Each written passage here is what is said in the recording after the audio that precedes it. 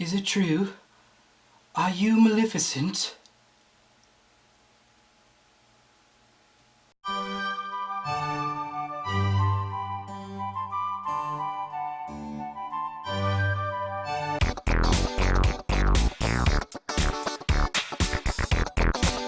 Hey, what's up YouTube? I just saw Maleficent, and I gotta say, it was pretty good. By far the strongest aspect of this movie is Angelina Jolie's performance. When the story first starts, there's like a lot of CG happening, and a lot of the set pieces are CG. Good CG, but a lot. I'll talk about that later. But Angelina Jolie's strong performance really helps bring you into the world, because, you know, emotions are something we can all relate to. So her character really helps to help you dive into this fantasy world of like fairies everywhere, like, and CG everywhere. Now that's another strong point of this movie. The CG is amazing. It looks really good. All of it seems a bit derivative of other things. Little Lord of the Rings, little Hellboy, little you know, Guillermo del Toro type stuff. But it's a good fusion, so it kind of feels like its own world. Even though it's kind of a familiar look, it still feels like its own thing going on. Now, as far as the other characters, the other actors in this movie are adequate, but it's more about how their characters are written. They're very simple, except for Sharlto Copley. He's sort of the real antagonist of this movie.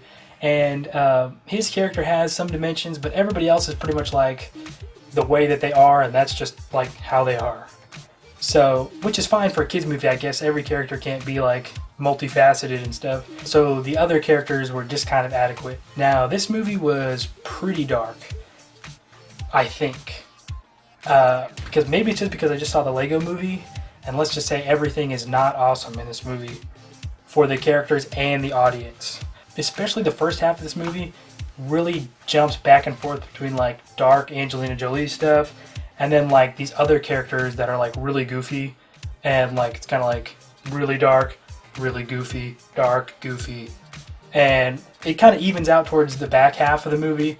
But for the first 45 minutes, it's like you feel like the story is just trying to find out where it's all going, but it sort of evens out during the second half. But the first half is kind of all over the place, so that's not cool. Now, Sharlto Copley, I just can't help but see Vicus in there.